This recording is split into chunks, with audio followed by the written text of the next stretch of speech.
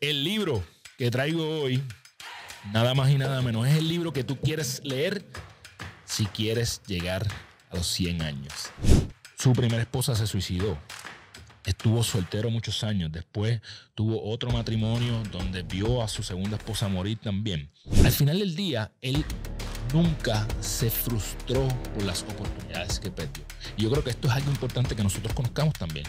Ya con 105 años, el tipo se le parte un tobillo, sobrevivió pulmonía, que pulmonía cuando tú tienes esa edad es como que te vas a morir sí o sí. Y el tipo siguió.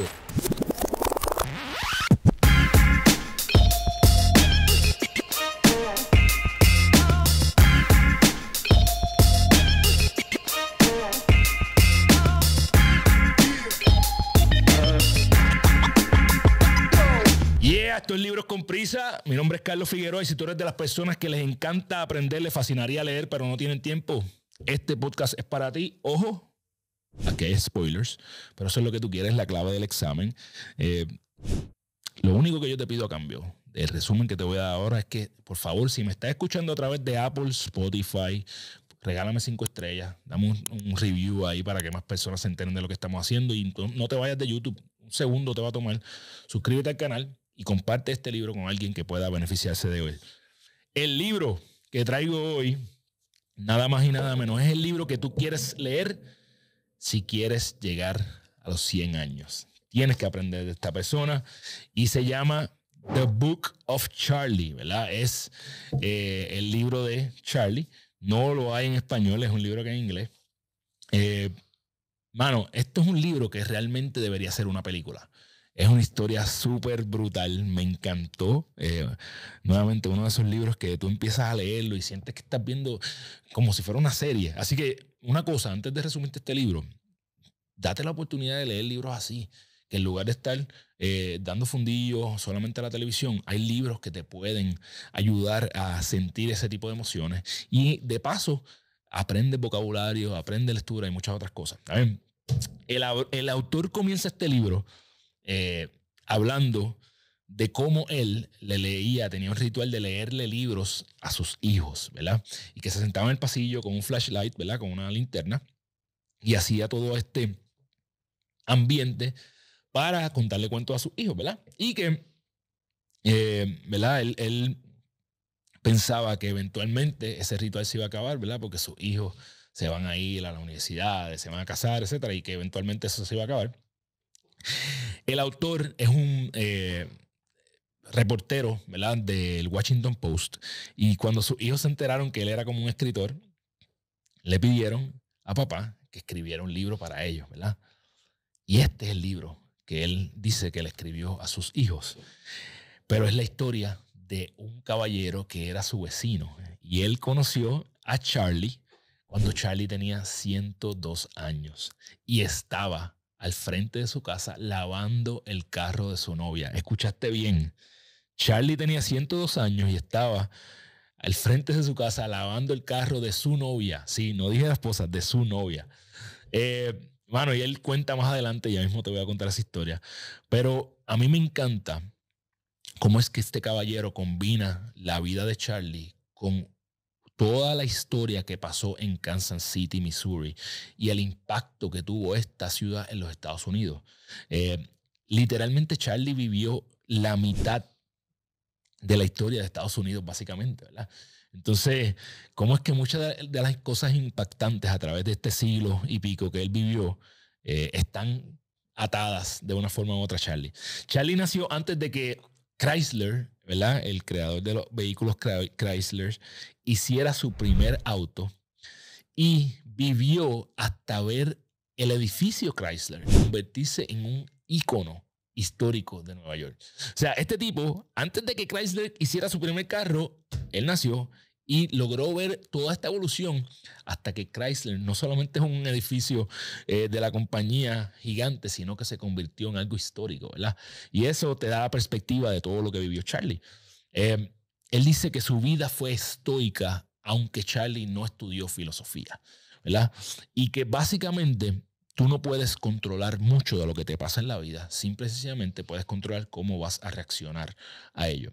La vida de Charlie va desde la Primera Guerra Mundial hasta el 2014. ¿Okay? Una de las primeras cosas que le sucede a Charlie es la muerte trágica de su papá. No te lo quiero contar tan gráfico, pero esto era en los momentos donde los elevadores no son como los que tenemos ahora. Y básicamente el papá de Charlie fue a trabajar un día con su papá y cuando fueron a tomar el ascensor, el papá de Charlie se pinchó en el ascensor y básicamente se desmembró su cuerpo por la mitad. Así que, y se cayó la mitad del cuerpo. Anyways, you get the point, ¿verdad? So, él te está contando cómo Charlie le pasa todo esto y, ¿verdad? Él habla de cómo Charlie, ¿verdad? Ya a esta edad de 100 y pico de años, contaba la historia de su papá, pero nunca la contó desde la perspectiva de, ay, ¿por qué me pasó esto a mí? Sino que la contó como una historia, como lo que era, ¿verdad? Y siguió adelante con su vida. Y esto nos ata al libro que dimos la semana pasada, ¿verdad? De que las cosas no te pasan a ti, sino que pasan para ti, ¿verdad? Y esto suena loco, pero desde ese punto en adelante muchas cosas sucedieron en la vida de Charlie. Él se convirtió en el hombre de la casa y te da, el autor te da un trasfondo combinando toda esta vida de Charlie con el estilo, ¿verdad? De Viktor Frankl, ¿verdad? Que es un psicólogo súper conocido, si no sabes quién es, el autor de A Man's Search for Meaning, ¿verdad? El hombre en busca de sentido. Y el autor dice, ¿cómo es que Viktor Frankl decía que el tomar decisiones en estos momentos difíciles puede impactar la manera en que tú superas o no un trauma? Es bien importante esa toma de decisión de que tú vas a seguir adelante. Y Charlie, cuando su papá murió, una de las cosas que decidió fue que él iba a dormir afuera por un año. Dormir afuera, entiéndase, ¿verdad? En el balcón de su casa, ¿verdad? Y lo loco de esto es que él cuenta cómo es que su mamá le dijo, ok. Y ahí empieza a hablarte del impacto que tuvo la madre de Charlie también en él, ¿verdad? En esa libertad de toma de decisiones, algo bien importante que yo pienso que mi mamá también hizo conmigo y algo que yo estoy buscando hacer con mis hijos es que entiendan la importancia de la toma de decisiones. En estos momentos, obviamente, es una toma de decisiones más pequeña, porque son niños de 4, 3 años, pero la toma de decisiones en este tiempo son de, hermano, ¿te quieres poner esta ropa, estos zapatos o estos zapatos, ¿verdad? Este juguete o este juguete, pero yo creo que es importante hacer énfasis en eso porque nos impacta a lo largo de nuestras vidas. Esa decisión, como dije, impactó y la confianza de su mamá impactó muchas otras cosas que Charlie hizo a través de su vida, que ya mismo te vas a enterar. También habla de cómo Charlie en algún momento tuvo un campamento. Entonces Charlie era pequeño y siempre estaba con personas, con muchachos mayores de edad que él, ¿verdad? Como que su mamá lo mandó a un campamento y él estaba con muchachos de 3, 4 años mayores. Y hace una referencia bien loca, como que te la deja entrevisto, que Charlie iba a este campamento y te contó, le cuenta al autor, cómo es que cuando llegó a ese campamento los mandaron a desnudarse y estar desnudos, ¿verdad? Y era un campamento solamente de niños varones. So, aquí hay una intriga donde el autor básicamente te está dejando entrever que tal vez en el pasado de Charlie pudo haber habido algún tipo de abuso, que Charlie no hablaba mucho de esa experiencia, ¿verdad? Y que nunca lo dijo, pero básicamente te lo está contando el autor para dejarte saber que no tan solo tuvo la muerte de su padre, sino que también pudo haber pasado con esto y aún así no dejó que esos eventos traumáticos definieran el resto de su vida. Charlie tampoco nunca hablaba. Toda esta historia que yo te estoy contando son conversaciones entre Charlie, ¿verdad? Y el autor del libro, porque Charlie era el vecino de él. Y Charlie nunca hablaba de temas negativos desde una perspectiva negativa como la guerra o la pandemia, sino las oportunidades que él aprovechó en esos tiempos. Algunos de los momentos históricos que pasaron en la vida de Charlie era que Ernest Hemingway era escritor del Kansas City Star. Ernest Hemingway, uno de los escritores más importantes de la historia, ¿verdad? Reciente, empezó trabajando como en el periódico de Kansas City. Te habla de la persecución de Pancho Villa. Algo que me impactó fue que estos son los momentos donde sale el Ford T, el modelo T, ¿verdad? Ese famoso carro que cambió no la historia automotriz, sino la historia de la industria en general, ¿verdad? El Ford modelo T. Resulta que Charlie tenía un amigo que el papá se compró un modelo T, que yo no recuerdo exactamente la cifra, pero si no me equivoco, costaba como algunos $5,000 en aquella época. En verdad no me acuerdo, creo que eran 800. En fin, el punto es que Charlie tiene un amigo que el papá se compró un modelo T, ¿verdad? Te está dejando ver que ese amigo de Charlie tenía chavito. Y como él y otro amigo persuadieron a este muchacho para decirle, mano, vámonos por ahí para abajo en el modelo T. Están hablando de Kansas City, ¿verdad? Que si conocen la geografía de Estados Unidos es lo que le llaman el Midwest, ¿verdad? En el mismo medio. Y esta gente se tiró en un viaje en el modelo T para Los Ángeles. No estamos hablando de la época de ahora que hay carretera. Esto era una locura. Y esa aventura fue como que ellos persuadieron al chamaco, mira, vamos que se joda, vamos por ahí para abajo. Se montan. Esta es una de mis partes favoritas del libro definitivamente. Y aquí te habla de cómo se le rompía el carro. Y no es como ahora que tú llamas una grúa. Estos tenían que básicamente improvisar. Se les calentó el radiador y le metieron soda al radiador. Se les rompió una rueda y están en el medio de la nada y tuvieron una suerte de que finalmente pasó alguien y los pudo ayudar. Durmieron ¿cómo se llama? En comunidades de nativos americanos. Tuvieron que, entonces, al final, ¿verdad? Ellos iban con una cierta cantidad de dinero y mientras iban a este viaje, no es un viaje estamos hablando de un viaje de verano, ¿verdad? En verano, como que se fueron un verano, le dijeron al papá del muchacho que iban y que a buscar trabajo y lo que iban era aventurar por ahí, pero literalmente tenían que ir un par de días, trabajar en lo que encontraran de camino para poder seguir teniendo chavos, para seguir adelante. En fin, la historia está brutal. Al final del día, el carro yo creo que quedó desbaratado. El muchacho de los chavitos se arrepintió y tuvo que llamar a los papás para que lo mandaran a buscar. Pero Charlie, no es como ahora que tú coges el celular y llamas y te vienen a buscar. Estamos hablando en 1920 para allá abajo. Entonces, él tuvo que, con el otro pana, ir brincando de tren en tren. Tú sabes, como tú ves las películas que los pillos y los aventureros se montan en los trenes, pues Charlie literalmente tuvo que ir haciendo esto. Y en medio de toda esta historia, te habla de las huelgas que hubo en aquellos momentos provocadas por Rockefeller. Te habla de cómo esa huelga hicieron que Charlie pudiera entonces trabajar en unos trenes para poder seguir viajando. Se montó en el tren que no era y fue a otro sitio. En fin, es una aventura cabrona y es básicamente la definición de lo que es la vida de este caballero, ¿verdad? Que cada oportunidad que se aparecía, él la tomaba, ¿verdad? Cada aventura que aparecía, así fue su vida. Otras cosas históricas que suceden a través de la vida de Charlie es que Charlie, cerca de donde vivía este caballero, también Walt Disney tuvo negocios. Entonces, los orígenes de la vida de este señor tienen unos paralelismos increíbles, ¿verdad? Te habla de Walt Disney, de Hemingway, te habla de la historia del modelo T, cómo el modelo T fue de 1 en cada 100 familias a 1 en cada 10 familias. Eso es un crecimiento de 800%, una cosa brutal. Habla de racismo, ¿verdad? Un racismo bien marcado y cómo Charlie llegó a ver que lincharon a hombres negros acusados por cosas que no habían hecho. Y, mano, otra cosa que me voló el acceso fue, tú sabes, las tarjetas las postales, es la palabra correcta, que uno da, que es hay una marca bien conocida que se llama Hallmark.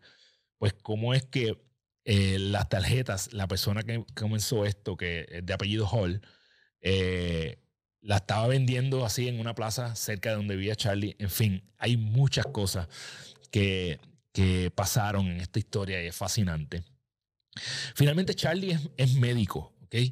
Él vio que su cuñado, en aquel momento el novio de su hermana mayor era médico y vio cómo este tipo vestía bien y tenía dinero, ¿verdad? Y eso fue lo que lo inspiró a estudiar medicina. Él solicita en una universidad en Chicago, no lo cogieron y el tipo vino y dijo, ¿sabes qué? No me cogieron, voy para allá. Y se fue a la universidad y se paró al frente de la oficina del decano y no se fue hasta que lo aceptaron. Eso te vuelve a dar otra señal de lo que es la perseverancia de este caballero, ¿verdad? El grit, de que no se quita encima. Él fue generalista en un principio porque la época en la que él estudiaba medicina no es como ahora, que hay un montón de subespecialidades. Él fue ese generalista y habla de cómo los niños no había incubadoras como ahora. Habla de cómo los nenes los metían en cajas de zapatos bien acurrucaditos, ¿verdad? Para mantenerlos calientes. Habla de que eventualmente él se convierte en anestesiólogo. Y una historia que me voló los sesos otra vez es que al principio, para hacer unos tipos de operaciones, entiendo que eran las operaciones de corazón. No había como ahora, ¿verdad? Que te ponen unas máquinas y te controlan todo eso, sino que tenían que bajar el flujo sanguíneo. Y te cuentan cómo Charlie se inventó que había una piscina de caballos y que él dijo, espérate, si yo pongo agua fría aquí, podemos bajar la temperatura del cuerpo de la persona que están operando lo suficiente para que la sangre básicamente pare, pero que no sea tan frío como que vaya a morir por hipotermia. En fin, este tipo siempre intentaba cosas nuevas y fue un pionero anestesiólogo. Llegó hasta a participar en operaciones de presidentes de estado porque tenía un amigo que fue médico de Lyndon B. Johnson. Es fascinante la historia de Charlie, pero no estuvo libre de tragedias. Su primera esposa se suicidó. Estuvo soltero muchos años. Después tuvo otro matrimonio donde vio a su segunda esposa morir también. Y su última jeva era igual de aventurera que él. Tenía como 20 años menos. Y finalmente esa segunda jeva, esa tercera, la novia a la que le daba el carro, también fue perdiendo su cabeza, ¿verdad? A través de la demencia, su mente, debo decir. Entonces, eh, él como quiera estuvo ahí hasta los últimos días con ella. Charlie también perdió oportunidades. Y algo importante de recalcar de esto es que Charlie perdió oportunidades de invertir en Aspen, lo que conocemos como Aspen ahora, ¿verdad? Que es uno de los super sitios de millonarios para vacacionar en invierno. Vendió propiedades antes de que las propiedades tuvieran el valor correcto. Y también tuvo oportunidad, como dije, de invertir en Aspen, pero no lo hizo. Al final del día, él nunca se frustró por las oportunidades que perdió. Y yo creo que esto es algo importante que nosotros conozcamos también. Que hay veces que tú vas a meter la pata. Charlie la metió, pero nunca estuvo apenado por lo que él no controlaba. Cercano a su muerte, él... Mamitas y papitos, si tus chicos están enfermos y no quieres hacer largas filas en el pediatra, búscame en Instagram como Doctora Wisco. Ahí encontrarás el enlace para hacer una cita de manera virtual. Ya con 105 años, el tipo se le parte un tobillo, sobrevivió pulmonía, que pulmonía cuando tú tienes esa edad es como que te vas a morir sí o sí. Y el tipo siguió, y al final del día es como si él básicamente hace una pequeña anécdota de cómo él, hablando con el autor, básicamente decidió que él iba a llegar a los 109 años. Ya al final se le estaba notando que, ¿verdad? Que se estaba acercando a su muerte y que estaba tranquilo, ¿verdad? Una de las cosas que Charlie decía es que ser médico, ¿verdad? Toda esta vida, ser médico no era una profesión, sino un privilegio. Fue súper orgulloso con todo esto. Antes de morir, alguien le hizo una pregunta a Charlie para un reportaje y le dijo cuál era su filosofía de vida. Y Charlie realmente dijo que no tenía, que no sabía cuál era su filosofía de vida. Pero el autor, David Von Drell, encontró unas notas que finalmente Charlie hizo, donde decía algunas de las cosas que él se quedó con esta pregunta y dijo, coño, no tengo una filosofía de vida, y se puso a pensar. Así que aún a sus 109 años este caballero estaba buscándole la vuelta a todo, tenía una mente bien clara. Y entre las cosas que él escribió eran: trabaja duro, toma riesgos, riega tu felicidad a otras personas, maravíllate con la vida, comete errores, aprende de ellos Llora si tienes que llorar. Piensa por ti mismo. Sonríe. Practica la paciencia. Me encantó este libro. Gracias a mi hermano Jan Morales por este regalo. Esto fue un regalo de este cumpleaños que pasó mío. Como siempre me encanta que me regalen el libro, así que gracias por eso. 3 cosas que debes recordar de este libro es que Charlie entendía que la vida es una mezcla de comedia, tragedia, alegría y tristeza, miedo y coraje. Y que hay elementos que sí son suerte. Como he dicho anteriormente, Charlie fue fumador por décadas y nunca le dio cáncer. Así que hay un elemento de suerte incluso en el ADN. Y que no importa lo que le pasaba en la vida, Charlie siempre atacaba. Así que no es lo que importa, lo que te pasa en la vida, sino cómo reaccionas a ello. Tienes que tener grits. ¿Qué ranking yo le voy a dar a este libro? Obviamente en la historia esto no es oro, esto es un diamante, porque esto es un libro que es una historia. Es bello. En profundidad yo le voy a dar plata. Yo creo que es profundo porque es la historia de una sola persona, pero al mismo tiempo, ¿verdad? Te lleva por diferentes aspectos, en diferentes temas. Y en pragmatismo le voy a dar bronce. Es un libro que tú puedes aplicar, pero es un libro que tú tienes que sacar. No es como que tú vas a leer y vas directamente a implementar. Así que le doy bronce. Sigue siendo un libro bello y fenomenal. Y la cita que más me gustó es que el único momento cuando un hombre puede ser valiente es en el momento en que tiene miedo. El autor, como dije, es David Bondrell, es un reportero del Washington Post y es escritor. Este libro es un bestseller y él es escritor de otro bestseller adicional. El libro no está en español, así que si lo quieres leer te voy a dejar en inglés. Me encantaría saber qué ranking tú le darías a este libro según lo que escuchaste y qué libros quieres que traiga aquí. Si quieres que los evalúe, sabes que me puedes escribir a carlos@ganatuya.com. A mí me consigues en todas las redes sociales como Carlos Figueroa PR. Si estás aquí, por favor, no te vayas sin suscribirte al canal y compartir esto con alguien que se pueda beneficiar. Y comenta, déjame saber si te gustó este episodio o no. Y si no te gustó, también déjame saber que puedo cambiar. Recuerda que si no tienes tiempo para leer, ven a Libros con Prisa. Nos vemos la semana que viene. ¡Yeah!